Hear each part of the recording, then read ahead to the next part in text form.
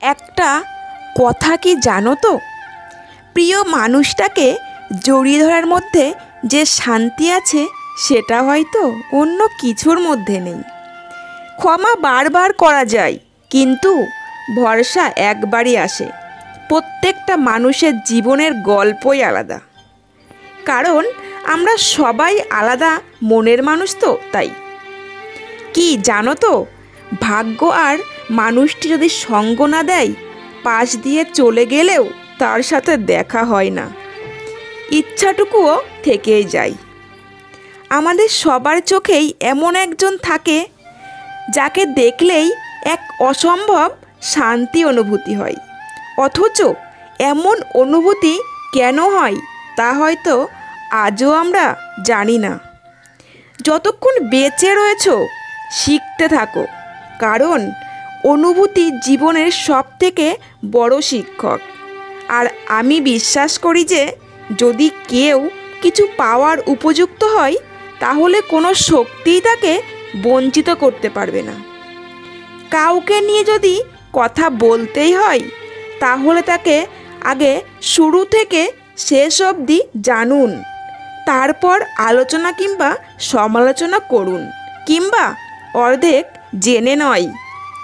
যদি সব সময় জীবনে খুশি ধরে রাখতে হয়, তাহলে নিজের মনকে এমনভাবে তৈরি করতে হবে যাতে কেউ পাশে থাকুক কিংবা না থাকুক, তাতে যেন মনের কোনো কষ্ট না হয়।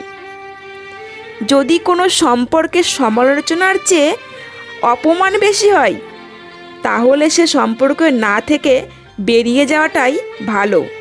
আর লোকে কি বলবে, সে তো বৃষ্টি হলেও লোকে বলে একটু রোদ হলে ভালো হতো, আর রোদ আসলে বলে বৃষ্টি হলে ভালো হতো। তাই লোকের মুখের কথা মুখেই থাক। হ্যাঁ, সম্মান নিজেকেই ধরে রাখতে হবে।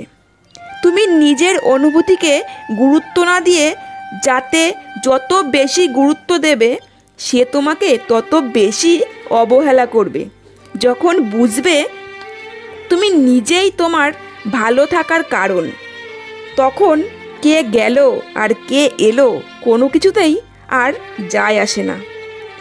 যদি কখনো কেউ তোমার সামনে কেঁদে ফেলে, তার মানে বুঝে নিও তুমি তার কমফর্ট জোন, অনেকটা ভরসা ও বিশ্বাসের জায়গা। কারণ সত্যি বলতে যার তার সামনে ভেঙে পড়া যায় না, কিন্তু এভাবেই থেকে যেও সেই মানুষটার জীবনে, হারিয়ে যেও না। কিন্তু অন্যের পাশে থেকেও যদি তোমার আমার মনে পড়ে, তাও হারিয়ে যেও তুমি আমার মাঝে মনের গোপনে। আমি অনুভব পাবো তুমি আছো আমারই। দুই দিক থেকে সমান এফেক্ট না দিলে কোনো সম্পর্ক টেকে না। কিন্তু তেমনই সবসময় ভালোবাসি ভালোবাসি বললেই হয় না, মাঝে মাঝে বকাঝকা শাসনের মাঝেও তীব্র ভালোবাসা লুকিয়ে থাকে। কি জানো তো, প্রিয় মানুষ হারিয়ে গেলেও খুঁজে পাওয়া যায়, কিন্তু বদলে গেলে তাকে আর ফিরে পাওয়া যায় না। তাই সময় থাকতে ভালোবাসার যত্ন নিও। Love you, bye by.